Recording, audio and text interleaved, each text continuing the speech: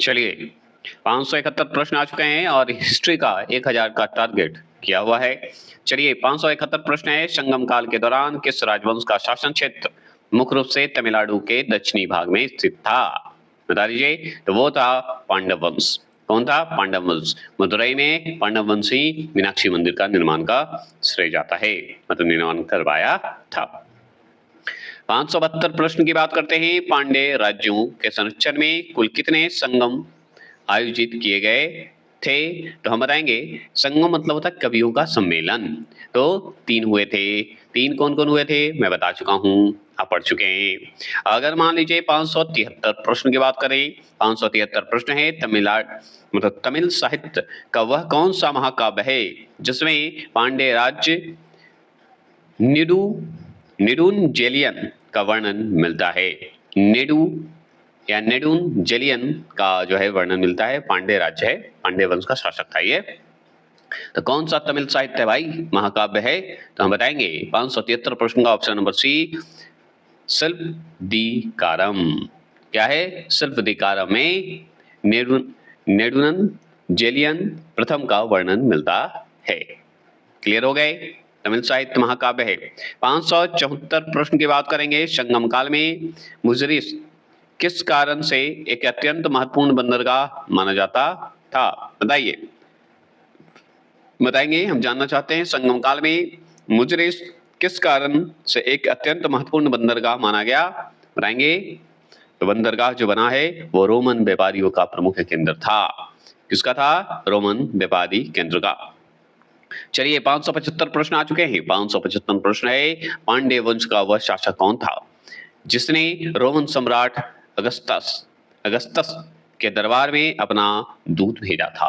बताइए। अगस्तस नाम है, शासक था, याद रखिएगा।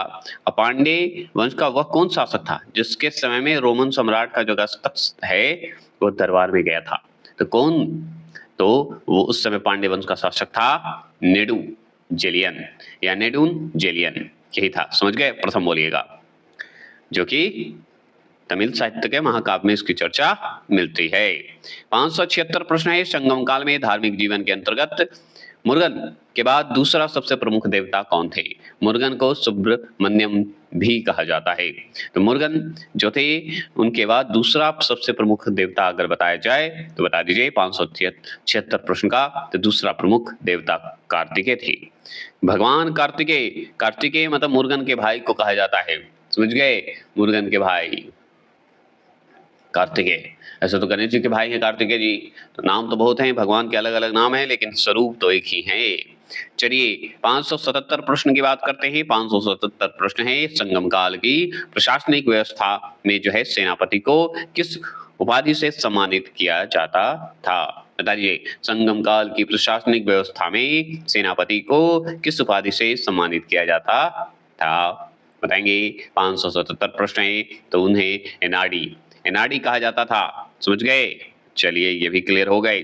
साउथ इंडियन का क्वेश्चन है, एक भी क्वेश्चन छूटेगा नहीं और भारी भरकम सवाल है। अगर ये कर गए तो हिस्ट्री का कोई भी एग्जाम आपको छूटेगा नहीं, ये मैं वादा करता हूं।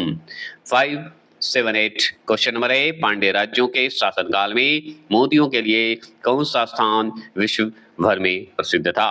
बताइए। विश्व भर में प्रसिद्ध था, ये क्वेश्चन आपके स्क्रीन पर है, तो वह है पांड्य क्षेत्र के तटीय भाग, वहीं पे था। समझ गए?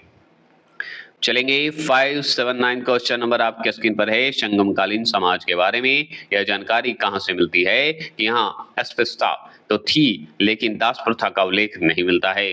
तो दास प्रथा का उल्लेख नहीं मिलता है, तो वह है ऑप्शन नंबर सी, संगम साहित्य से, पुस्तक से याद रखना है। अगर मान लीजिए 580 प्रश्न आ चुके हैं, 580 प्रश्न है कि किस विदेशी यात्री ने पांड्य देश का वर्णन करते हुए उसे मावर नाम से संबोधित किया है? मावर नाम से संबोधित किया है, माँ पर। बताइए कौन ऐसा था भाई उस समय? हम जानते हैं उसके बारे में, मेगास्थनीज के बारे में जानते होंगे। मेगास्थनीज था नहीं, मेगास्थनीज तो ऑप्शन में है ही नहीं, यही तो गड़बड़ हो गई। लेकिन और भी कोई होंगे, जरूर होंगे, जवाब देंगे। मेगास्थनीज ने इस वंश का वर्णन किया और बाद में इसे मावर नाम का उल्लेख दिया, लेकिन इसमें ऑप्शन में तो है नहीं मेगास्थनीज। तो मेगास्थनीज को एक और नाम से जानते हैं, पता है आपको क्या कहते हैं? क्वेश्चन तो लेकिन अलग है। देखिए इसमें मेगास्टीज की बात तो होती ही नहीं है, मेगास्टीज था ही नहीं, तो मेगास्टीज ने ऐसा कुछ नहीं कहा है मवाद, कहने वाला था तो अगर था वो मार्को पोलो था। ठीक है, तो इसका जो है जो आंसर इसका होगा वो थोड़ा सा गलत होगा, इसमें हम सुधार कर देंगे, मार्को पोलो। उसका पीडीएफ मैं 1000 का सीरीज के साथ ही बना के दे दूंगा, टेंशन नहीं लेना है। तो मार्को पोलो ने मावार का है। और याद रखिएगा एक और थे, आरवी यात्री थे, उसने भी मावार ही कहा है। ठीक है, याद रखिएगा और भी बहुत लोग कहे हैं, दक्षिण भाग के क्षेत्र में जितने भी हैं ना पांडव किंगडम, उनको कहा है। याद रखिए 13वीं सदी की बात हो रही है। चलिए और भी बातें करेंगे बाद में। 581 प्रश्न आपके स्क्रीन पर है। 581 प्रश्न है, सतवाहन वंश के किस शासक ने बौद्ध संघ को अजकाली किए? क्या बोला है? अजकाल किए और कारले के भिक्षु संघ को जो है कर्जक नामक ग्राम दान में दिया था। बताइए, ग्राम को मतलब ग्राम मतलब गांव को दान में दिया था, समझ गए? और किनको दिया था? बौद्ध भिक्षु को दिया था। समझ गए? सवाल को समझिएगा। तो याद रखिएगा सतवाहन वंश का कौन ऐसा शासक था भाई जो बौद्ध संघ को अजकाल किए और कारले के जितने भी भिक्षु संघ को कर्जक नाम से एक गांव को दान में दिया था, वो और कोई नहीं था सतवाहन वंश का, सतकर्णी मतलब गौतमी पुत्र सतकर्णी थे। कौन थे? गौतमी पुत्र सतकर्णी थे, नहीं कि सिर्फ सतकर्णी प्रथम थे, नहीं, गौतमी पुत्र सतकर्णी थे। ये बात याद रखिएगा। और इसमें सिर्फ बौद्ध को ही नहीं, ब्राह्मणों को और बौद्ध के लिए ग्राम दान में दिए थे, समझ गए? लेकिन बौद्ध के लिए भी आया तो किस नाम से गांव दिए? कर्जक के नाम से दिए। कौन सा क्षेत्र 2 थे? अभी जस्ट आप पढ़े। 582 सवाल है कि सतवाहन वंश का वह अंतिम शक्तिशाली शासक कौन था जिसके सिक्के पर जहाज का चित्र अंकित था? जहाज का चित्र अंकित था, बता दीजिए। तो हम बताएंगे सतवाहन वंश का वह अंतिम शासक कौन था जिसके सिक्के पर जहाज का चित्र अंकित है, वो है यज्ञश्री सतकर्णी। यज्ञश्री सतकर्णी जो हैं वो थे अंतिम शक्तिशाली जिसने अपने सिक्कों पर जलयान मतलब जहाज का चित्र मिलता है, चित्र मतलब बनवाए होंगे तो मिलता है। चलिए 583 सवाल है कि भारत में सबसे पहले ब्राह्मणों को भूदान देने का प्रथा किस राजवंश ने प्रारंभ की थी? ब्राह्मणों को दान देने की प्रथा शुरू करने वाला और कोई नहीं, सतवाहन वंश था। समझ गए? सतवाहन वंश था, याद रखिएगा। और भी बातें करें। 584 सवाल आपके स्क्रीन पर है। सतवाहन काल में गौल्मिक शब्द का प्रयोग किसके लिए किया जाता था? गौल्मिक शब्द था सतवाहन काल में, वो किसके लिए हुआ भाई? बताएंगे। तो गांव के प्रधान होते थे उनको कहते थे गौल्मिक, गांव के प्रधान को, ऑप्शन नंबर बी। चलिए ये भी बात सत्य है। 585 सवाल आपके स्क्रीन पर है कि सतवाहन समाज की वह मुख्य विशेषता क्या थी जो उन्हें अन्य समकालीन राजवंशों से अलग करती थी? बताइए। अलग करता था, बहुत अलग लगता था कि हाँ ये कुछ है, बताइए। तो बताएंगे कि सतवाहन समाज का अगर मुख्य विशेषता की बात करें और उनमें अन्य समकालीन जितने भी समकालीन राजवंश थे उस समय जब सतवाहन थे उसमें अलग है सतवाहन वंश। क्यों? क्योंकि सतवाहन समाज जो था वो मातृसत्तात्मक था, मतलब नाम के पहले माता का नाम जरूरी था, पिता का नाम उतना इंपॉर्टेंट नहीं था। तो समाज जो सतवाहन वंश था वो मातृसत्तात्मक था, माँ का नाम से बनता था सत्ता। बहुत अच्छी बात है।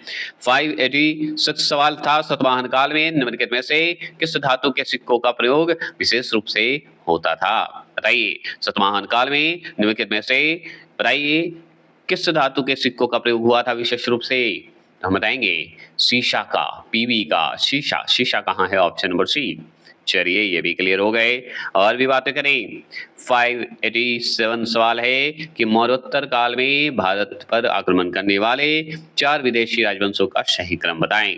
4 राजवंश का मौर्योत्तर काल में, समझिए मौर्योत्तर जो मौर्य का जो अंतिम कहिए पद है और उस समय कहिए मौर्य था भी, उसी समय भारत पर आक्रमण करने वाला 4 मतलब मौर्य का समझिए अंत ही है उस समय।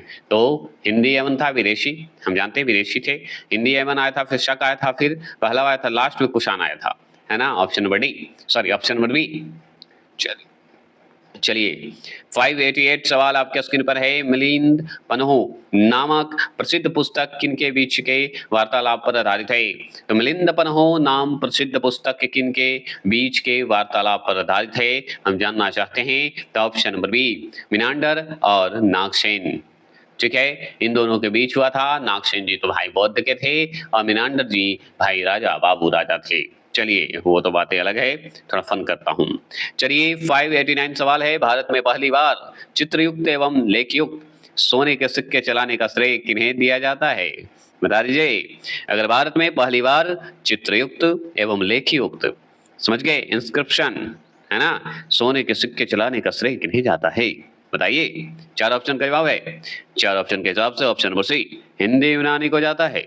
समझ गए? चलिए गुड। इस तरह का मतलब पैसे चलाए थे। अच्छा जी, 590 प्रश्न आ जाते हैं। 590 प्रश्न क्या है? हेलियोडोरस। हेलियोडोरस ने विदेशी या विदिशा, हेलियोडोरस ने विदिशा मतलब वेश नगर कहा जाता था विदिशा को। राजधानी बहुत क्या बना है ये, है ना, में किस देवता के सम्मान में गरुड़ ध्वज अभिलेख बनाया गया? गरुड़ पे कौन बैठते थे? विष्णु जी। तो भगवान विष्णु का ही होगा ना, जो कि भागवत धर्म से संबंधित था। तो भगवान विष्णु। समझ गए? यहाँ पे भगवान कृष्ण भी कर सकता है, कोई दिक्कत नहीं, क्योंकि गरुड़ उन्हीं का है। चलिए ये भी क्लियर हो गए। 591 सवाल आपके स्क्रीन पर है। कुषाण वंश का वह कौन सा महान जो सम्राट था जिसने 78 ईस्वी मतलब 78 ईस्वी में अपना राज्याभिषेक करवाया और शक संवत की शुरुआत करवाई? तो शक संवत का शुरुआत कौन करवाया था 78 में? अरे भाई कनिष्क का नाम सुने हैं? सुने ही होंगे, अवश्य सुने होंगे, क्यों नहीं सुनिएगा, सुनिएगा। उसी के समय तो शक संवत आए थे। विक्रम संवत कब आया था बता दीजिए तो जरा, है ना, 58 याद होगा विक्रम संवत, 78 शक संवत की प्रारंभ हुई थी कनिष्क के समय। चलिए आ जाइए 592 सवाल है। कनिष्क ने अपनी राजनीतिक राजधानी पेशावर को बनाया था, लेकिन उसकी सांस्कृतिक राजधानी कौन सी थी? बताइए। कनिष्क का अगर राजनीतिक रूप से, पॉलिटिकल रूप से देखा जाए तो पेशावर था, लेकिन सांस्कृतिक रूप से कौन सा था, कल्चर रूप से? बताइए, हम जानना चाहते हैं आपसे। तो भाई कुंडलवन का नाम सुने हैं? कुंडलवन, कुंडलवन हमको तो नहीं लगता, नहीं, कुंडलवन तो वहां तो चौथा बौद्ध संगीति करवाया था कनिष्क, कुंडलवन नहीं। कनिष्क का सांस्कृतिक राजधानी मथुरा था। ठीक है, कहाँ? Mathura, option number C. चलिए 593 सवाल आपके स्क्रीन पर है। कनिष्क के शासनकाल में चतुर्थ बौद्ध संगीति का आयोजन कहाँ किया गया था, जिसकी अध्यक्षता वसुमित्र थे और उपाध्यक्ष कौन थे? अश्वघोष थे, याद रखिएगा। लेकिन आपको बताना है कि कहाँ हुआ? कुंडलवन कश्मीर में हुआ। ठीक है, चौथी बौद्ध संगीति किसके समय? कनिष्क के समय। चलिए 594 सवाल है। प्रसिद्ध विद्वान अश्वघोष जिन्होंने बुद्ध चरित्र की रचना की थी और ये कनिष्क के दरबार में किस पद पर आसीन थे? याद रखिएगा कि अश्वघोष को वो ले गए थे एक उपाध्यक्ष के रूप में, उनको नियुक्त किया था कनिष्क ने, और राजकवि के रूप में भी नियुक्त किया गया था, याद रखिएगा। और ये भी चौथे बौद्ध संगीति के उपाध्यक्ष के रूप में काम किए थे, है ना। चलिए ये बात तो सिद्ध हुई। आगे चलते हैं। 595 सवाल आपके स्क्रीन पर है। भारत का आइंस्टाइन किसे कहा जाता है, जिन्होंने माध्यमिक सूत्र में जो है सापेक्षता का सिद्धांत की चर्चा की थी? बताइए, भारत का आइंस्टाइन किसे कहा जाता है, जिन्होंने माध्यमिक सूत्र में सापेक्षता के सिद्धांत की चर्चा की थी? हम जानना चाहेंगे तो हम बता देंगे बहुत अच्छे से। Option number C, Nagarjuna. Option number C, Nagarjuna, है ना। फन कर देता हूँ तो, क्योंकि पढ़ने में जो मजा आएगा वो कहाँ, जब सुनिएगा मेरी फन वाली बातें, याद करने वाली बातें, तो आपको क्या कहना कभी नहीं भूल पाइएगा। चलिए आगे बढ़ते हुए 959 सवाल आपके स्क्रीन पर है। कनिष्क के समय किस अंतरराष्ट्रीय व्यापारी मार्ग पर कुषाणों का पूर्ण अधिकार था, जो उनकी अर्थव्यवस्था का सबसे बड़ा स्रोत था, है ना। तो कनिष्क के समय किस अंतरराष्ट्रीय व्यापारिक मार्ग पर कुषाण का पूर्ण अधिकार था, जो उनकी अर्थव्यवस्था का सबसे बड़ा स्रोत था? तो बताइए। तो अरे भाई कनिष्क के समय रेशम मार्ग की बात ना करें, ये तो गलत होगा ना, है ना। तो रेशम मार्ग कुषाण की आय का मुख्य स्रोत था जी, है ना। तो सिल्क रूट कह दीजिए रेशम। चलिए 597 सवाल आपके स्क्रीन पर है। भारतीय इतिहास का स्वर्णकाल गोल्डन एज किस राजवंश के शासनकाल को कहा जाता था, बता दीजिए। हम जानना चाहते हैं। जैसे ही गोल्डन एज की बात होगी और हम गुप्त वंश को ना याद करें, ये गलत बात होगा। तो गुप्त वंश, अब गुप्त वंश के संस्थापक कौन थे? श्रीगुप्त थे। मौर्य वंश के संस्थापक कौन है? चंद्रगुप्त मौर्य था। कुषाण वंश का संस्थापक कौन था, बता दीजिए। हम जानना चाहते हैं कुषाण वंश का।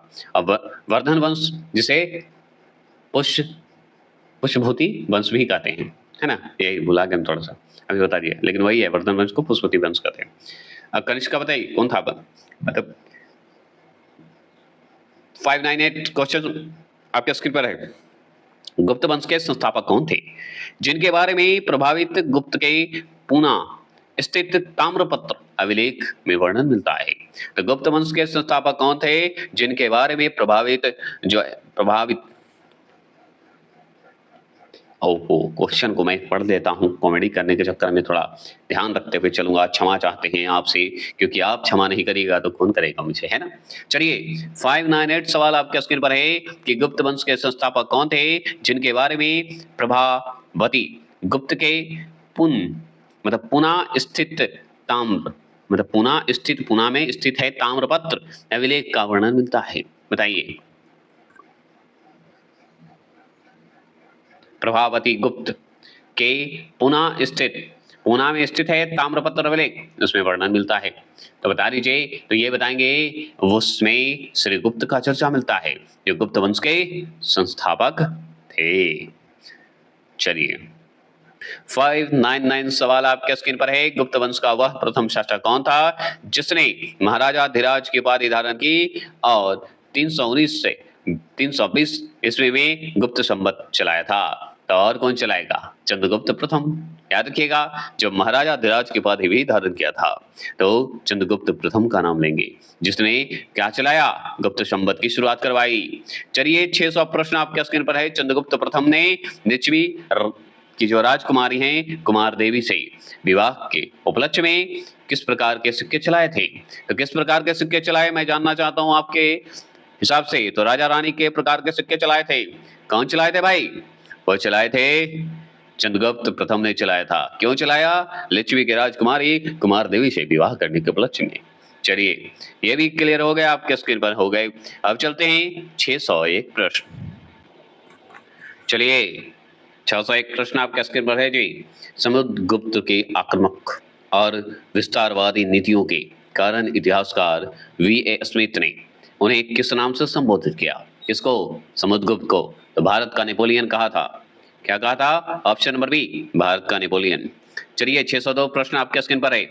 समुद्रगुप्त के विजय अभियान की विस्तृत जानकारी किस अभिलेख से प्राप्त होती है, जिसकी रचना उनकी दरबारी कवि हरिसेन ने की थी? बताइए, दरबारी कवि हरिसेन ने की थी, बता दीजिए। 602 प्रश्न का बात करते हैं। ऑप्शन नंबर सी, प्रयाग प्रशस्ति में की थी। प्रयाग प्रशस्ति कहिए या इलाहाबाद में स्थित प्रयाग प्रशस्ति में कहिए, या इलाहाबाद प्रशस्ति कह दीजिए, कोई फर्क नहीं पड़ता, बस याद रखना है कि होना चाहिए सवाल का जवाब। 603 प्रश्न है। समुद्रगुप्त ने उत्तर भारत, जिसे आर्यवत के नाम से जाना जाता था, कि कितने राज्यों को जीतकर अपने साम्राज्य में मिला लिया था? समुद्रगुप्त ने 9 राज्य को, वो भी उत्तर भारत के 9 राज्य को मिलाया था। 12 राज्य को किसका मिला था पता है? साउथ इंडिया के 12 राज्य को मिलाया था, लेकिन टैक्स सिर्फ लेके छोड़ दिया था। इसकी बात तो आप जानते ही होंगे, अगर मेरा शुरू से वीडियो देखते आ रहे हैं तभी। अभी हिस्ट्री का समुद्रगुप्त को उनके किन सिक्कों पर वीणा बजाते हुए दिखाए गए हैं, जो उनके संगीत प्रेम को दर्शाता है? संगीत प्रेम को दर्शाता है, बताएंगे। 604 प्रश्न की बात करते हैं। ऑप्शन नंबर सी, वीणा, जो वादन करते हुए, वीणा बजाते हुए दिखाया गया है। चलिए ये सब तो सवाल अच्छे थे, और ये सवाल का जवाब दे दीजिए और बता दीजिए। समुद्रगुप्त ने जो है कविराज की उपाधि क्यों धारण की थी? ये सवाल बहुत इंपॉर्टेंट है और डिस्कस में तो ज्यादा पूछता है। बताइए समुद्रगुप्त के बारे में। तो समुद्रगुप्त के बारे में ये तो समझ गए, भारत का नेपोलियन कहा जाता है। इसकी जानकारी मिलती है प्रयाग प्रशस्ति में मिलती है। 9 राज्य को जीता था, वो भी आर्यवर्त मतलब उत्तर भारत के क्षेत्र को। 12 राज्य को जीता था दक्षिण भारत के क्षेत्र में, लेकिन जो 12 राज्य को जीता था दक्षिण भारत वाले, उसमें टैक्स लेकर छोड़ दिया था। बिना वजह आप जानते हैं कि समुद्रगुप्त को देखा गया है, सिक्के चलाए गए हैं, लेकिन समुद्रगुप्त को कविराज क्यों कहा गया है? अगर निष्कर्ष में पूछ रहा है तो जवाब क्या दीजिएगा बताइए, है ना? तो अरे भाई, अब ऐसी बात कर दिया आप, हम जवाब न दें। कृष्ण चरित्र की रचना के कारण उन्हें कविराज कहा जाता है, समझ गए? क्योंकि उन्हें कृष्ण चरित्र पुस्तक की रचना की थी समुद्रगुप्त ने, इसलिए कविराज कहे जाते हैं। चलिए 606 प्रश्न आपके सामने है। अब बताना है गुप्त काल के दौरान समाज में चांडाल या अंत्यज किसे कहा जाता था? देखिए चांडाल कहिए, अंत्यज कहिए, ये गुप्त काल के दौरान कहा गया है। और ये 606 प्रश्न की बात करेंगे तो ऑप्शन नंबर सी, अस्पृश्य लोगों को चांडाल कहा जाता था। किन्हें? अस्पृश्य मतलब निम्न जाति के उन लोगों को अस्पृश्य माना जाता था। देखिए बात यहाँ ये है कि आज जो है जाति भेदभाव ये सब थोड़े से ज्यादा होते गए हैं, लेकिन उस समय काम के हिसाब से वो बांटा गया था। क्योंकि अब जो है आज के युग में, कलयुग में क्या हो गया है कि आजकल सब जो, जैसे मान लीजिए सरकारी जॉब आप तैयारी कर रहे हैं तो सभी इसमें सभी जाति के लोग भी तैयारी कर रहे हैं, तो यहाँ पे समान भाव हो गया है। वहां पे क्या था कि काम के हिसाब से बांटा गया था, और काम के हिसाब से जब बांटा गया था गुप्त काल में, तो उस हिसाब से उसके जो वंश होते थे उसके पद को संभालते थे। यहाँ पे जो आजकल कलयुग में है और वर्तमान कहिए, इसमें क्या हो गया कि आप अगर हैं जन्म गए तो कंपटीशन का तैयार कीजिएगा, नौकरी लीजिएगा और फिर आप बराबर सम्मान में होगा। तो अब और पहले में, अब तो फालतू का लड़ाई होता है जात पात का। पहले जो था वो समय के हिसाब से बांटा गया था, समझ गए? कि आप इस पद के हैं, जिनको बाल काट रहे हैं, अच्छा आप नाई हैं, चलिए बढ़िया बात है, नाई का पद है, ये सब था। तो ये सब इतिहास पे डिपेंड करता है, उस समय का सिचुएशन के हिसाब से सही था। अभी के हिसाब से ये सही है कि सबके लिए बराबर सम्मान रखिए, सबसे प्रेम कीजिए और खुश रहिए। लड़ना क्या है जात पात से? आप भी आदमी, हम भी आदमी, आप भी चेहरे वाले, हम भी चेहरे वाले, हम भी बोल सकते हैं, आप भी बोल सकते हैं। चलिए, द्वंद्व मन की भ्रम है। चलिए 607 प्रश्न है। 607 प्रश्न है, गुप्त काल में सती प्रथा का प्रथम लिखित साक्ष्य 510 ईस्वी में किस अभिलेख से मिलता है? बता दीजिए।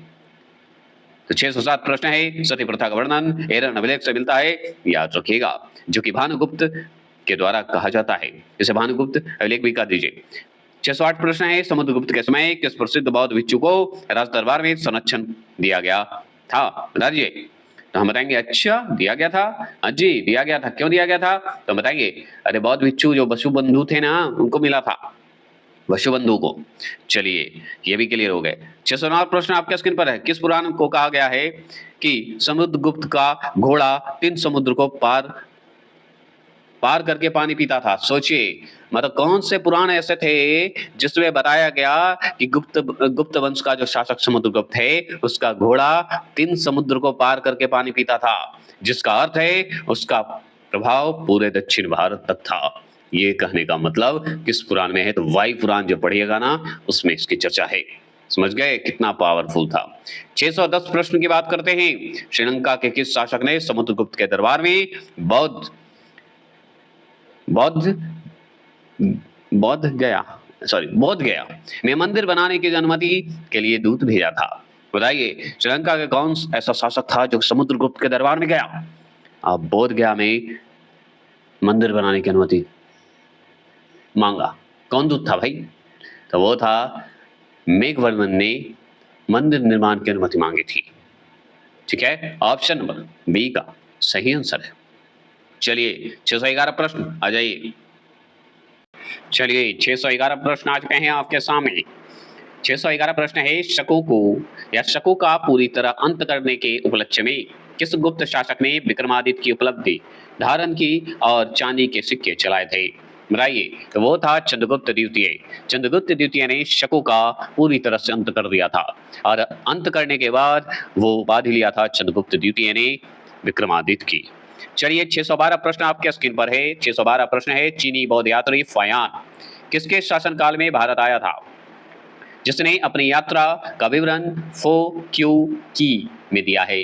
बताइए, फो क्यू की में दिया है, बता सकते हैं तो बताइए। तो ये है आप चीनी यात्री फायान, इन्हीं के दरबार में आया था। किनके दरबार में आया था? चंद्रगुप्त द्वितीय के दरबार में आया था, विक्रमादित्य जिसने उपाधि लिए शकुकांत किया। 613 प्रश्न आपकी स्क्रीन पर है। चंद्रगुप्त द्वितीय के दरबार में रहने वाले नवरत्नों में सबसे प्रमुख विद्वान कौन थे, जिन्हें भारत का शेक्सपियर भी कहा जाता है? बताएंगे? और कौन रहेंगे? हमारे कालिदास, संस्कृत लेखक थे। कालिदास जी का भूमिका बहुत इंपॉर्टेंट है, क्योंकि इससे एक चीज सीखने को मिलता है कालिदास जी से कि समस्या तो हमेशा रहता है, लेकिन उस समस्या से लड़कर निकलना ये सबसे बड़ी बहादुरी है। और ये कब होगा? जब अपने आप में पॉजिटिविटी लाइएगा, स्वयं को लड़ने के लिए काबिल बनाइएगा।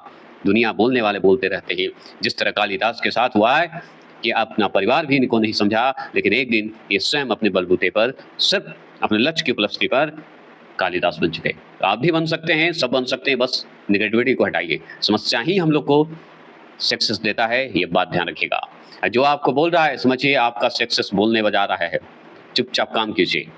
ये मेरा सिद्धांत, मेरा वचन, ये सबका वचन है। चलिए कुछ भी बकवास कर लेता हूँ कभी कभी, सुन लीजिएगा, नहीं तो छोड़ दीजिए। क्वेश्चन आ जाइए 614 प्रश्न। गुप्त काल में न्याय का सिंहासन किस धातु या पत्थर का बना माना जाता था, जिसका संबंध विक्रमादित्य से है? गुप्त काल में न्याय का सिंहासन जो था किस धातु या पत्थर का बना माना जाता था, जिसका संबंध विक्रमादित्य से है? बता देंगे? तो ऑप्शन नंबर सी, पत्थर से था, स्टोन से था, और क्या। चलिए 615 प्रश्न आपके स्क्रीन पर है। गुप्तकालीन प्रशासनिक व्यवस्था में शासन की सबसे बड़ी इकाई क्या थी, जिसका सर्वोच्च अधिकारी राजा होता था? बताएंगे? ये प्रशासनिक संबंध है, बताएंगे? तो सबसे बड़ी इकाई जो है कौन सा है, बता दीजिए। तो वो है देश। देश इंपॉर्टेंट ना जी, देश। देश सबसे ऊंचा होता था, फिर उसके बाद प्रांत होते थे, ठीक है, बटा हुआ था। चलिए 616 प्रश्न है। गुप्त काल में जिले के मुख्य अधिकारी को क्या कहा जाता था, जो वर्तमान समय में डीएम के समान था? जो वर्तमान समय में डीएम जी कहते हैं, डीएम बाबू आ गए, डीएम बाबू बन गए। उस समय गुप्त काल में अधिकारी का नाम क्या था, बता दीजिए। तो डीएम जी है, आज कहते हैं हम लोग। जिला स्तर के अधिकारी का अगर बात करें तो हम कहेंगे विषयपति। क्या कहेंगे? विषयपति थे, डीएम बाबू थे। चलिए 617 प्रश्न आपके स्क्रीन पर है। 617 प्रश्न है, निम्नलिखित में से कौन सी अजंता की गुफा विशेष रूप से गुप्त काल की वास्तुकला और चित्रकला से संबंधित मानी जाती है? बताएंगे? तो ऑप्शन नंबर सी, गुफा की संख्या 10 और 12। गुफा की संख्या 10 और 12 और 19 भी बोल सकते हैं। क्या ये सही है? तो हम बता दें एक बात कि यहाँ पे थोड़ा गलती में बता दिया। क्यों बताया? क्योंकि ये गलत ही था। ऑप्शन नंबर सी सही है, 16, 17, 19, जो कि गुप्त काल से ही संबंधित है, और वो भी अजंता की गुफा की बात हो रही है। ठीक है, तो 16, 17, 19 सबसे पहले पढ़ा चुका था, इसलिए मैंने जानबूझ के इधर से उधर क्वेश्चन को किया। चलिए 618 प्रश्न शुरू से अगर मेरा देखते आ रहे हैं, सोशल साइंस का जो प्लेलिस्ट में बना चुका हूं, एनसीईआरटी सोशल साइंस एमसीक्यू करके बना चुका हूं। अगर उसमें आप देख रहे हैं मेरे प्लेलिस्ट को, तो शुरू से देखिए। पार्ट 1, पार्ट 2, पार्ट 3 कर चुका हूं, पार्ट 4 डाल चुका हूं, पार्ट 5 हो सकता है डालूंगा, तो ध्यान रखिएगा। चलिए, प्रसिद्ध पुस्तक पंचतंत्र की रचना जय किसने की थी, जिसका गुप्तकालीन साहित्य में महत्वपूर्ण स्थान है? बताइए, गुप्तकालीन साहित्य में महत्वपूर्ण स्थान है, बता देंगे। 618 प्रश्न है। विष्णु शर्मा ने पंचतंत्र लिखी। किसने? विष्णु शर्मा ने पंचतंत्र लिखी। चलिए 619 प्रश्न है। गुप्तकालीन अर्थव्यवस्था में सिंचाई के लिए किस यंत्र का प्रयोग किया जाता था, जिसका विवरण बाणभट्ट की रचना में मिलती है? बताइए, बाणभट्ट की रचना में मिलती है। वह सिंचाई के लिए जो है घंटी यंत्र, जिसे रहट भी बोलते हैं, ठीक है, रहट भी बोला जाता है घंटी यंत्र को। चलिए 620 प्रश्न आपके स्क्रीन पर आ चुके हैं। 620 प्रश्न है। गुप्त काल के दौरान भू राजस्व कर जो है सामान्यतः कुल उत्पादन का कितना हिस्सा लिया जाता था? कितना हिस्सा लिया जाता था हम जानना चाहते हैं आपके मुख से। तो मुख तो हम तो कैसे बोलें, हम बोल सकते हैं, आप तो नहीं बोल सकते, तो कमेंट कर सकते हैं, है ना। तो 1/4, 1/6 भाग तक। चलिए ये हो गए। 621 प्रश्न को देखिए और बताइए क्या इसमें आंसर क्या होगा। 621 प्रश्न है। हम 1000 क्वेश्चन को सोचते हैं करने के लिए, लेकिन 1000 इतना आसान तो नहीं है मेरे मित्र, होने में समय लगेगा। आपका बताना है कि 621 प्रश्न है कि बकाटक एक वंश है, ठीक है ना, इसे बकवास करने के लिए बोलते हैं।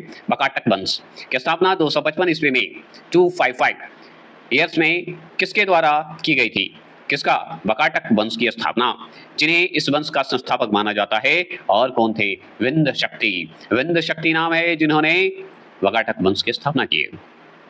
चलिए 622 प्रश्न आपके स्क्रीन पर है। वकाटक वंश का एकमात्र शासक कौन था जिसने सम्राट की उपाधि धारण की और चार अश्वमेध यज्ञ और एक वाजपेयी यज्ञ का आयोजन किया? कौन? वाजपेयी यज्ञ का आयोजन। वाजपेयी यज्ञ या राजस्व यज्ञ भी बोल सकते हैं उसे, ठीक है। और 4 अश्वमेध यज्ञ करवाया। वकाटक वंश का एकमात्र शासक कौन था बताइए, तो हम जानना चाहते हैं। तो वो और कोई नहीं, प्रवर सेन प्रथम था। प्रवर सेन प्रथम ने करवाया था, याद रखिएगा, ठीक है। इन्होंने 4 अश्वमेध यज्ञ करवाए और सम्राट की उपाधि धारण की थी। चलिए 623 प्रश्न आपके स्क्रीन पर है। 623 प्रश्न है। गुप्त शासक चंद्रगुप्त द्वितीय ने अपनी पुत्री प्रभावती गुप्त का विवाह जो है किस वकाटक राजा के साथ किया जिससे दोनों वंशों के बीच मैत्रीपूर्ण संबंध स्थापित किए या स्थापित हुए? बताइएगा। 623 प्रश्न आपके सामने है, वो है रुद्रसेन द्वितीय। रुद्रसेन द्वितीय के साथ, एक मिनट, 623 प्रश्न है। हाँ, प्रभावती गुप्त का विवाह जो है, प्रभावती गुप्त जो है गुप्त वंश की बेटी थी, एक तरह से क्या गुप्त वंश की बेटी ही थी, का विवाह जो है रुद्रसेन द्वितीय से हुआ था, याद रखिएगा। और रुद्रसेन किससे संबंधित है? वकाटक वंश से संबंधित है। चलिए अब 624 प्रश्न है। वकाटक वंश के विनाश के बाद उनके स्थान पर दक्षिण भारत में किसका महत्वपूर्ण वंश का उदय हुआ? बता सकते हैं? तो हम बताएंगे चालुक्य वंश का उदय हुआ। चालुक्य वंश आ चुके थे इस समय तक, चालुक्य पर फिल्म बने हैं भी। चलिए चालुक्य चोल पर कहानी भी बने हैं। अब चलेंगे, हम बात करेंगे चोल वंश की भी आएगा, चालुक्य का भी आएगा, सबका आएगा। लेकिन अब सवाल है चालुक्य वंश की, जिसमें 2 बतावी चालुक्य वंश और बादामी चालुक्य वंश। तो वो तो बातें अलग है, आगे पढ़ते हैं। चालुक्य वंश की नींव रखने जो नींव जो है किसने रखी थी और इस वंश का संस्थापक किसे माना जाता है? बताइए। बतावी बादामी बताएंगे। चालुक्य वंश का नींव किसने रखी थी सबसे पहले और इस वंश का संस्थापक किसे माना गया सबसे पहले? 2 बार आए थे चालुक्य वंश ना, तो पहले बोलिए कि मतलब सबसे पहले किसने रखी थी? तो जय सिंह का नाम सुने हैं? जय सिंह, ठीक है। तो इस वंश का संस्थापक है जय सिंह। किसका? चालुक्य वंश का। चलिए 625 हो गए। 626 प्रश्न। बतापी के चालुक्य की बात हो रही है। बतापी के चालुक्य वंश का सबसे प्रतापी राजा कौन था जिसने नर्मदा नदी के तट पर उत्तर भारतीय शासक हर्षवर्धन को पराजित किया था? इसको हर्षवर्धन को पराजित कर दिया था। वो और कोई नहीं, चालुक्य वंश का जो था वो था पुलकेशिन द्वितीय। चालुक्य वंश जो बतावी के चालुक्य वंश के प्रतापी राजा पुलकेशिन द्वितीय था जिसने हर्षवर्धन को हराया। कहां पे? नर्मदा नदी के तट पर। चलिए 627 प्रश्न आपके स्क्रीन पर है। पुलकेशिन द्वितीय के विजय अभियानों में की जानकारी कर्नाटक में स्थित किस प्रसिद्ध अभिलेख से प्राप्त होती है जिसकी रचना उनके दरबारी कवि रवि कृति ने की थी? रवि कृति ने की थी, बता दीजिए। तो यह जानकारी ऐहोल अभिलेख में मिलता है जो रवि कृति द्वारा रचित हुई थी, मतलब मिली है। तो रवि कृति द्वारा है ऐहोल अभिलेख। इसमें पुलकेशिन द्वितीय के विजय अभियानों की जानकारी कर्नाटक में स्थित जो ऐहोल अभिलेख है वहां मिलती है। चलिए 628 प्रश्न आपके स्क्रीन पर है कि किस पल्लव शासक ने पुलकेशिन द्वितीय को युद्ध में पराजित कर उनकी हत्या कर दी और बतापी कोंड की उपाधि धारण की? बतापी कोंड की उपाधि धारण करने वाले पल्लव शासक, मतलब किस पल्लव शासक ने पुलकेशिन द्वितीय को युद्ध में पराजित किया? बताइए। जिसने बतापी कोंड की जो है उपाधि धारण की। अरे भाई, पुलकेशिन द्वितीय को हराना कोई बड़ी बात है ना जी, कोई कमजोर बात थोड़ी है कि हरा दीजिए। हराए तो उपाधि तो बनता है। तो पल्लव शासक कौन था जिसने बतापी कोंड का लिया? हम जानना चाहते हैं, बताइए। अरे भाई, नरसिंह वर्मन प्रथम। नरसिंह वर्मन प्रथम का नाम आता है जो पल्लव शासक था।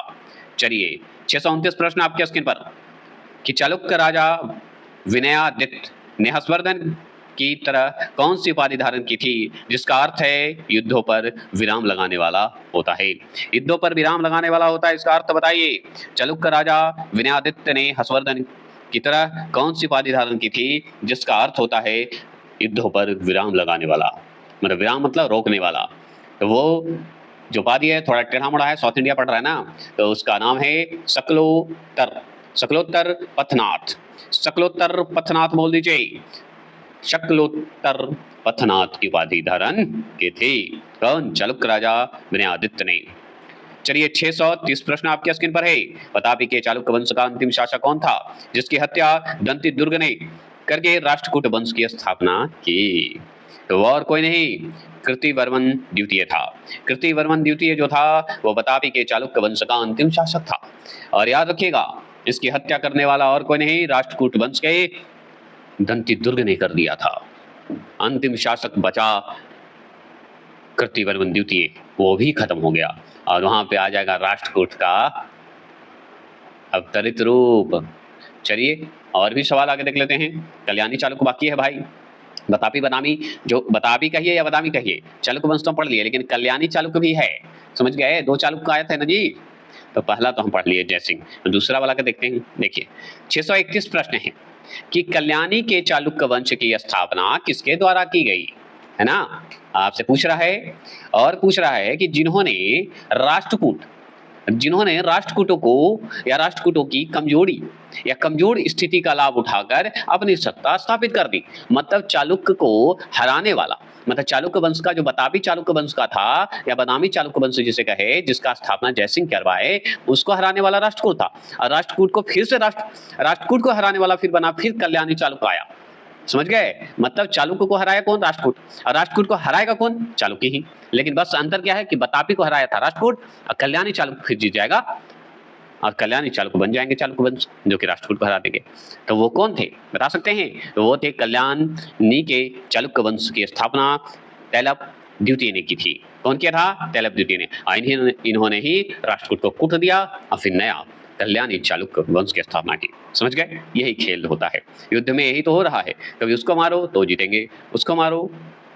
चलिए 632 प्रश्न है। कल्याणी के चालुक्य शासक सोमेश्वर प्रथम ने अपनी राजधानी मान्यखेत से बदलकर कहां स्थानांतरित की थी? बताइए।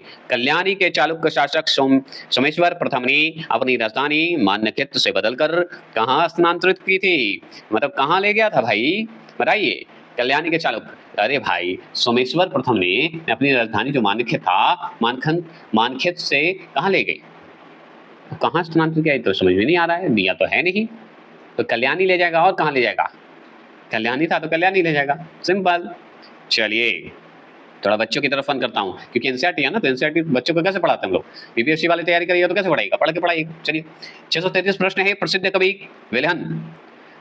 कवि विल्हन जिन्होंने विक्रमांग देव रचित की रचना की, किस चालुक्य राजा ने, मतलब किस चालुक्य राजा के दरबारी कवि थे? कौन?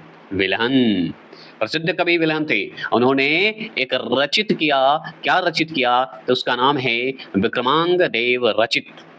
ठीक है, अभी इसकी रचना किए और उस समय जो चालुक्य था, राजा था, उसके कवि थे ये। तो कौन राजा था उस समय भाई? अरे भाई विक्रमादित्य 6, विक्रमादित्य 6 था उस समय। समझ गए? नाम ही था विक्रमादित्य 6, मतलब छठा नंबर, विक्रमादित्य छठा के दरबारी कवि थे। चलिए 634 प्रश्न है। मिताक्षरा नामक हिंदू कानून ग्रंथ, मतलब हिंदू कानूनी ग्रंथ बोल दीजिए, की रचना किसने की थी? जो विक्रमादित्य छठा के दरबार में रहते थे।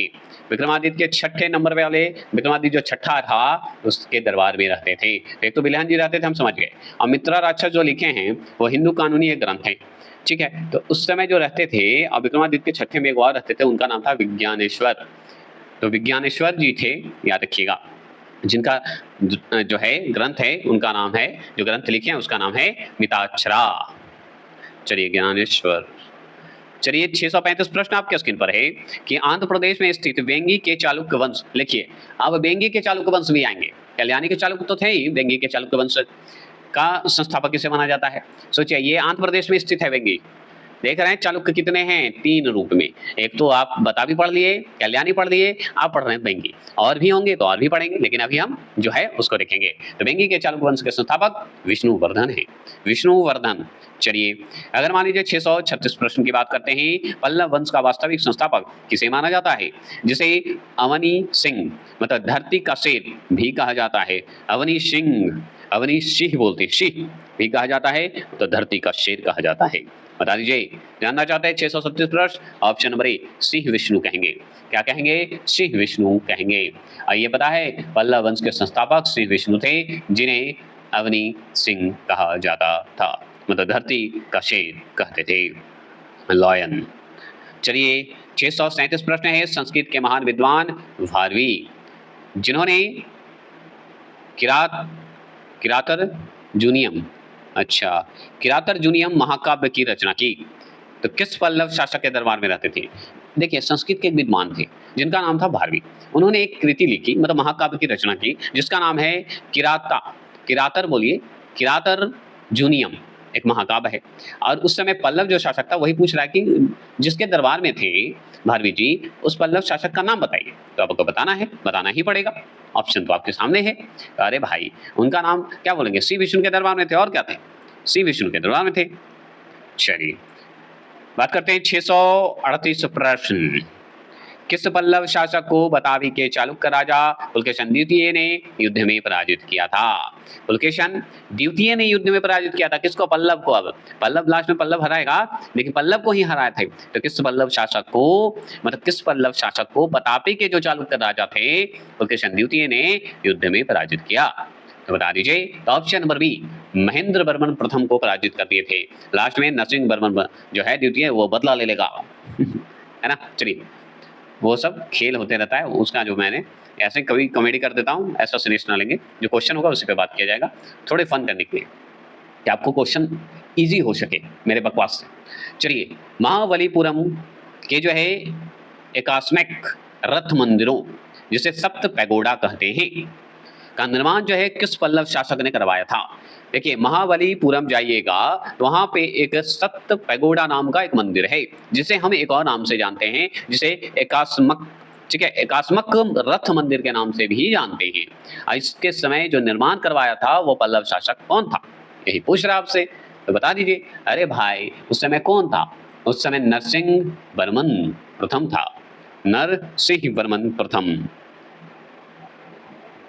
ठीक है।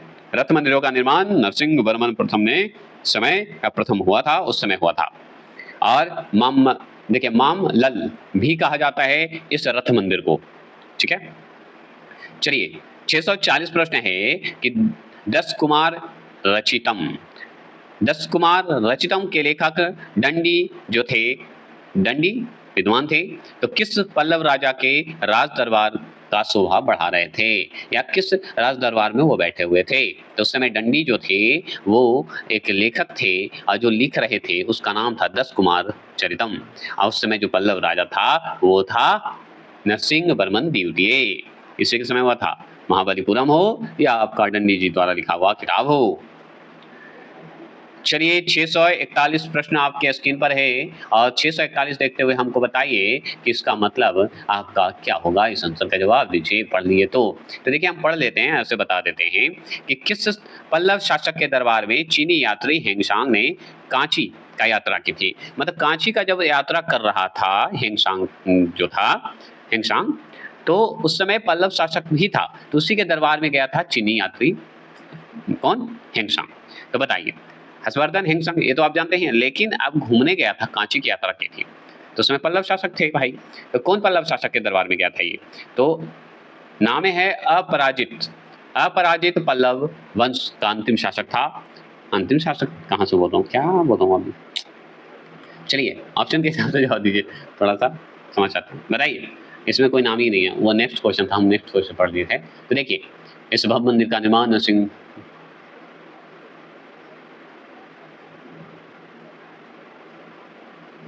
ऑप्शन नंबर बी इसका सही है, नरसिंह वर्मन प्रथम था। क्यों? क्योंकि यहाँ पे देखिए क्वेश्चन ही है कि पल्लव शासक कौन था, तो नरसिंह वर्मन द्वितीय ही था जिसमें, सॉरी नरसिंह वर्मन प्रथम ही था जिसमें हेंगशांग ने कांची की यात्रा किया था।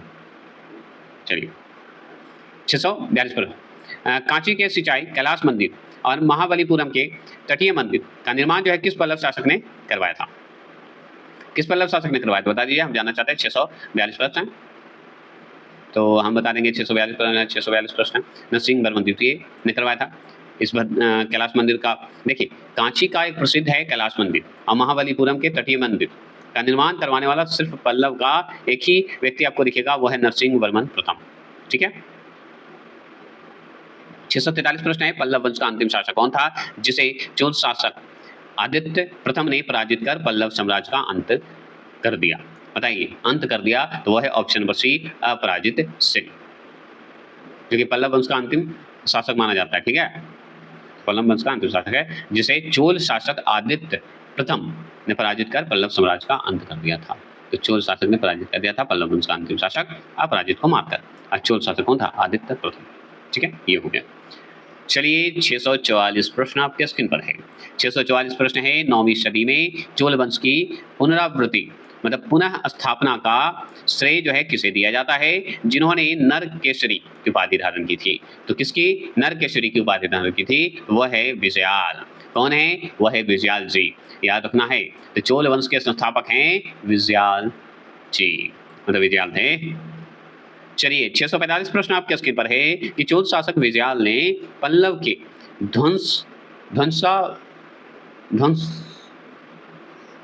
ध्वंसावशेषों पर अपनी राजधानी कहाँ बनाई थी? मतलब पल्लव का ध्वंस मतलब विध्वंस मतलब विनाश, अंत के बाद चोल शासक ने विजयाल ने पल्लवों की राजधानी कहाँ बनाई थी? पल्लवों की राजधानी कहाँ बनाई थी? प्रांगण कहाँ बनाई थी भाई? तो इन्होंने तंजावुर जिसे बोलते हैं अभी, मतलब तंजौर बनाए थे। तंजावुर भी बोला जाता था तंजौर को, याद रखिएगा। और तमिलनाडु का हिस्सा में आता है, जानवे करते हैं, चोल के लिए फेवरेट जगह है। चलिए 646 प्रश्न है। 646 प्रश्न है, किस चोल शासक ने मदुरै को जीतकर मदुरै कोंड की उपाधि धारण की थी, जिसकी जानकारी उत्तर मेरु अभिलेख किसमें? उत्तर मेरु अभिलेख से प्राप्त होती है। तो किस चोल शासक ने मदुरै को जीतकर मदुरै कोंड का उपाधि धारण किया था, जिसकी जानकारी आपको उत्तर मेरु अभिलेख से प्राप्त होता है? बताइएगा कौन चोल शासक था भाई उस समय। 646 प्रश्न की बात करेंगे तो प्रांतक प्रथम था, याद रखिएगा, जिसकी बातें कही जाती है उत्तर मेरु अभिलेख में। और उपाधि अगर पूछे मदुरै को जीतने पर मदुरै कोंड के नाम से जानते हैं, मतलब कोंड मतलब कब्जा। चलिए ऐसे बोलिए। 647 प्रश्न आपके स्क्रीन पर है। 647 प्रश्न क्या है कि प्रसिद्ध चोल शासक राजा राज प्रथम का मूल नाम क्या था? तो प्रसिद्ध शासक चोल का नाम सुनते ही आपको दिमाग में आएगा कि बहुत मंदिरों का निर्माण करता आ गया आदमी, शिव का पुजारी आ गया, है ना, ये सब याद आएगा आपको। तो बताइए इसका जो है राजा राज प्रथम का मूल नाम था अरिमोलीवर्मन। अरिमोलीवर्मन आता है, अरिमोलीवर्मन बोलते हैं। चलिए बात करते हैं 648 प्रश्न की बात करते हैं। तंजौर में स्थित विश्व प्रसिद्ध बृहदेश्वर मंदिर राजा राजेश्वर मंदिर का निर्माण किस चोल शासक ने या चोल राजा ने कराया था?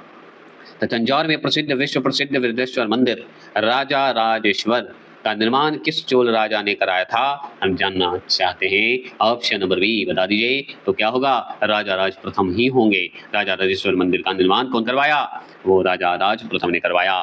कौन था? चोल राजा था। कहाँ बनवाया था? तंजौर में। तंजौर चोल का राजधानी भी है, याद रखिएगा। तंजौर अभी वर्तमान में क्या है? तमिलनाडु में है। और वहाँ पे कौन सा प्रसिद्ध मंदिर बनवाया? बृहदेश्वर मंदिर। बृहदेश्वर मंदिर का एक और नाम क्या है? राजा राजेश्वर मंदिर। और क्या चाहिए, है ना। आपको पता है साउथ इंडिया वाले लोग, साउथ इंडिया का जो हिस्ट्री था पढ़ने में बहुत डरते थे। हम बोले पढ़ने में डरना क्या, हम याद करवाएंगे। कितना टेढ़ा नाम रहेगा, रिजल्ट भी आएगा। चलिए तो देखिए 649 क्वेश्चन नंबर आपके स्क्रीन पर है। चोल साम्राज्य का वह सबसे प्रतापी शासक कौन था जिसने श्रीलंका को पूरी तरह जीत लिया और वहां के राजा महेंद्र 5 को बंदी बना लिया था?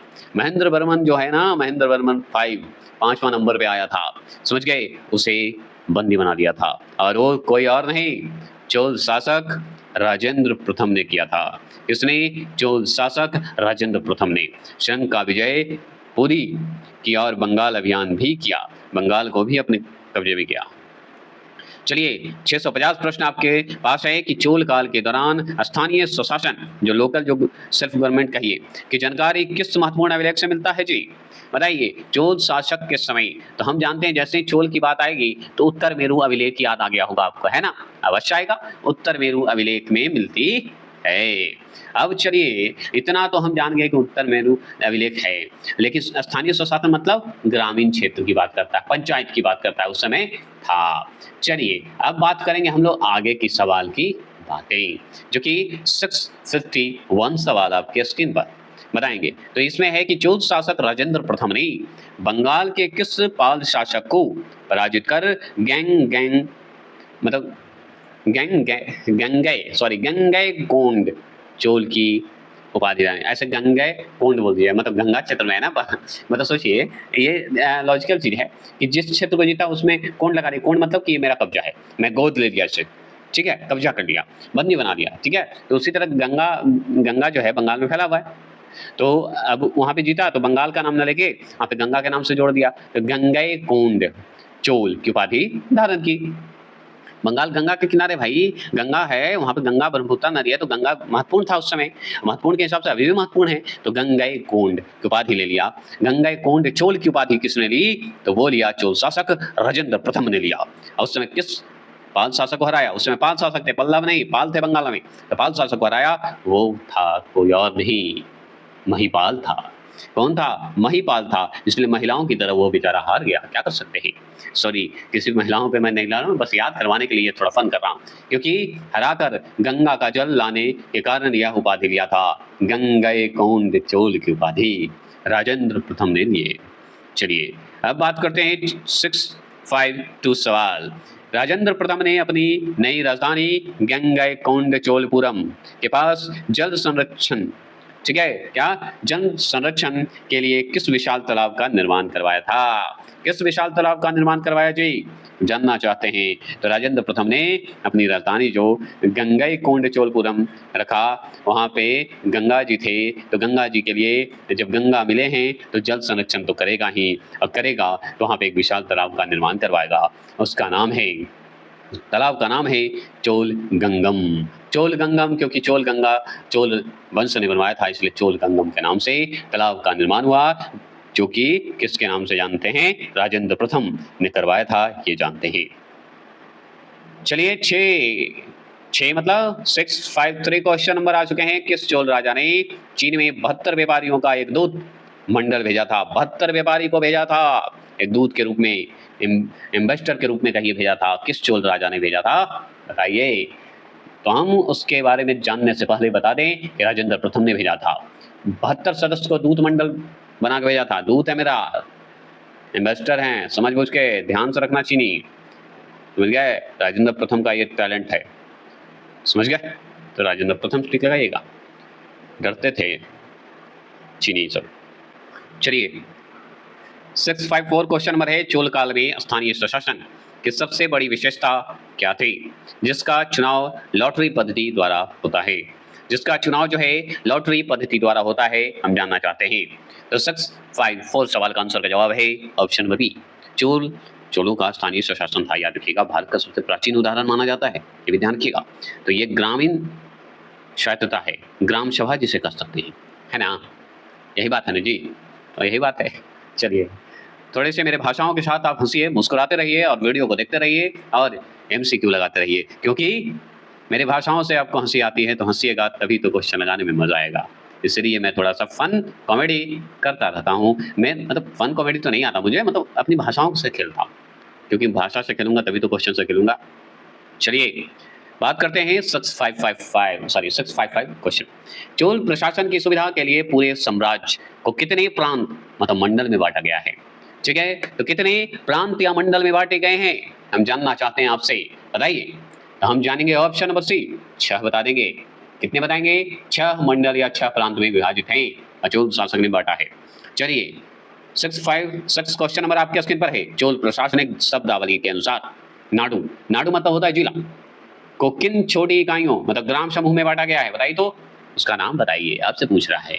नाडु को कुर्रम मतलब जिसे ग्राम समूह में बांटा गया है, जैसे कि नाडु का मतलब होता है जिला, तो जिला का एक छोटा इकाई निकलेगा, उसमें से निकलेगा कुर्रम, जो कि ग्राम समूह का, जिसे हम ग्राम समूह कहते हैं, ग्राम समूह का ही उधर चोल में कुर्रम कहते हैं, समझ गए। 657 सवाल है कि चोल काल में आय का मुख्य स्रोत जो है भू राजस्व था, भू राजस्व ही था भाई, फसल उगाइए तभी टैक्स लेंगे। चोलों की जो नौसेना के बारे में बात किया जाए तो क्या सत्य है, तो चोलों की नौसेना के बारे में क्या सत्य बताया गया है, हम जानना चाहेंगे। तो चोलों की नौसेनाओं जो है सबसे शक्तिशाली है, समझ गए, तो इनकी नौसेना सबसे शक्तिशाली थी और यही सबसे बड़ी इनकी जीत थी, समझ गए। चलिए 658 सवाल आपके स्क्रीन पर है कि चोल काल में निर्मित मंदिर मुख्य रूप से किस स्थापत्य शैली की बेहतरीन उदाहरण है, स्थापत्य शैली की बेहतरीन उदाहरण है, अगर आपसे कोई पूछ रहा है तो बता दीजिए। तो वो है चोल मंदिर द्रविड़ शैली, साउथ में जाइएगा ना तो द्रविड़ शैली आपको मिलेगा, नागर शैली और वेस्टर शैली, गंधार शैली आपको हम लोग तरफ थोड़ा मिलेगा, मतलब मिक्सअप मिलेगा, ये आप जानते ही हैं। चलिए 659 सवाल आपके स्क्रीन पर है कि द्रविड़ शैली के मंदिरों में ऊंची शिखरों को क्या कहते हैं, जिनका प्रथम प्रयोग जो है तंजौर के बृहदेश्वर मंदिर के प्रमुखता से किया गया है। प्रमुखता मतलब होता है बहुत महत्वपूर्ण, इंपॉर्टेंट, है ना, महत्व रखता है। तो बृहदेश्वर मंदिर तो आप देख रहे हैं, तंजौर का बृहदेश्वर मंदिर जाइए, देखिए उसमें सबसे ऊंचा शिखर है। द्रविड़ शैली के अनुसार ऊंचा जो शिखर बना है उसे कहते क्या हैं, ये आपसे पूछ रहा है, आपको बता देना है। तो अरे भाई आप जानते हैं, उसे हम उस शिखर को कहते हैं विमानम। विमानम, वी को अलग कर दीजिए और मानव अलग कर दीजिए, मानम, मानम बोलते हैं, म है। चलिए 660 प्रश्न है आपके अनुसार। तो चोल काल में निर्मित कौन सी प्रतिमा जो है सांस्कृतिक धरोहर मानी जाती है और चोल मूर्ति कला का उत्कृष्ट नमूना है, बताइए। तो इसका है ऑप्शन नंबर बी।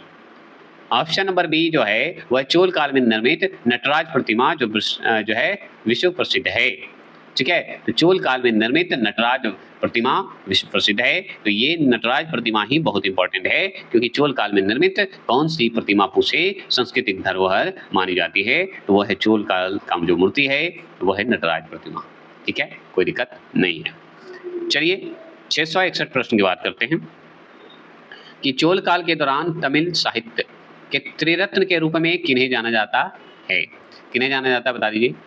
चोल काल में दौरान जो तमिल साहित्य हुआ था उसमें एक त्रिरत्न थे, और त्रिरत्न थे तो कौन थे भाई, हम जानना चाहते हैं आपके मुख से, बता दिएगा तो हमें अच्छा लगेगा।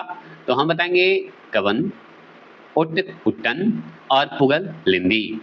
पुगल लिंदी, हम लोग इधर क्या बोलते हैं, लिंदी, लिंदी कर देते हो यार बात को, लेकिन नाम है, याद रखिएगा। तो कवन, कवन बोल दीजिए, उट्ट कुट्टन बोल दीजिए और पुगल लिंदी बोल दीजिए, ये त्रिरत्न थे तमिल साहित्य के। क्लियर हो गए ही होंगे। चलिए 662 प्रश्न की बात करते हैं। 662 प्रश्न है तमिल रामायण, जिसे हम रमा अवतारम की रचना जो है चोल काल में किस प्रसिद्ध कवि द्वारा की गई थी, कौन से प्रसिद्ध कवि थे जिन्होंने की, वो बता दीजिए। तो ऑप्शन नंबर सी कवन ने की थी, कवन ने की थी। याद किया, तमिल रामायण जो है वो लिखने वाले और कोई नहीं, कवन थे, जिसे हम रामा अवतारम बोलते हैं। 663 प्रश्न आपके स्क्रीन पर है। राष्ट्रकूट वंश की स्थापना 18वीं सदी में किसके द्वारा की गई थी, जिन्होंने प्रताप के चालुक्य जो शासक हैं कीर्तिवर्मन द्वितीय को पराजित किया था, बताइएगा। तो और कोई नहीं, दंती दुर्ग थे, और इसके संस्थापक भी दंती दुर्ग ही माने जाएंगे, ये भी हम बात मान गए, ठीक है। राष्ट्रकूट के संस्थापक दंती दुर्ग। चलिए 664 प्रश्न है कि राष्ट्रकूट शासक दंती दुर्ग ने अपनी राजधानी कहाँ स्थापित की। तो राष्ट्रकूट शासक दंती दुर्ग ने अपनी राजधानी कहाँ स्थापित की थी, तो हम बता देंगे ऑप्शन नंबर सी मान्यक्षेत्र में, जिसे हम मालखंड भी बोलते हैं।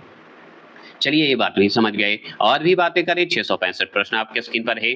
665 प्रश्न बोलता है कि भाई एलोरा के जो प्रसिद्ध मंदिर कैलाश मंदिर है, जिसमें चट्टान काटकर बनाया गया है, जो भव्य मंदिर है, का निर्माण जो है किस राष्ट्रकूट ने करवाया था, मतलब राष्ट्रकूट जो राजा था कौन था जिसने बनवाया भाई कैलाश मंदिर, जो कि एलोरा के प्रसिद्ध मंदिर के नाम से भी जानते हैं। एलोरा के प्रसिद्ध मंदिर में जो कैलाश मंदिर है उसको भी हम जानते हैं, जो कि राष्ट्रकूट के नाम से जानते हैं। तो बताइए, तो और कोई नहीं था, इसके बारे में आप जानते हैं, कृष्ण प्रथम ने महाराष्ट्र के एलोरा में कैलाश मंदिर का निर्माण करवाया, बनवाया।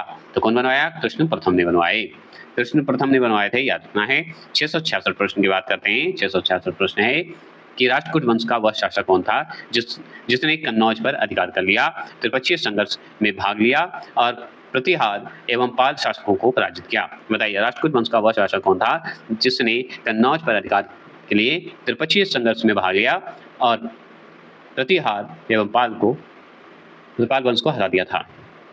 गुज्जर प्रतिहार का नाम सुने, अब उनके सवाल की बात करेंगे बाद में, आगे तो ये जान लीजिए। राष्ट्रकूट वंश का कौन सा शासक था भाई, जो त्रिपक्षीय संघर्ष हुआ कन्नौज को अधिकार करने के लिए, जिसमें प्रतिहार भी थे, पाल वंश है, और लेकिन पराजित कर दिया था राष्ट्रकूट, बताइएगा।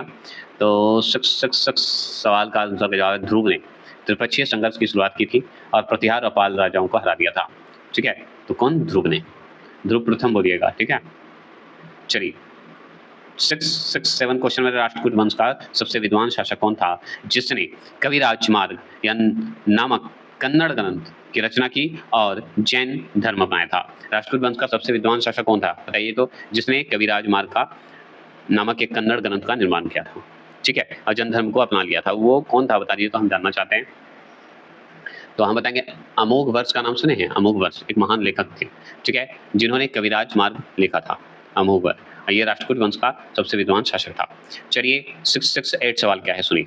668 सवाल है, किस राष्ट्रकूट राजा ने राजा के शासनकाल में अरबी यात्री आलमशुदी भारत आया था, जिसने पहली बार मानसून मतलब मानसून का विस्तृत वर्णन किया था, मानसून का विस्तृत वर्णन किया था, वो और कोई नहीं, ऑप्शन नंबर बी इंद्र तृतीय थे, इंद्र तृतीय के समय था, ठीक है। चलिए 669 सवाल है कि पल्लव वंश जो 7वीं और 11वीं सदी के समय की बात हो रही है, पल्लव वंश का संस्थापक किसे माना जाता है, जिसे जनता द्वारा चुनकर सिंहासन पर बैठाया गया था, बताइए, सिंहासन पर बैठाया गया था, जनता चुनी थी, बताइए, सोचिए। तो ऑप्शन नंबर सी गोपाल को, पल्लव वंश का जो है संस्थापक गोपाल, उन्हें।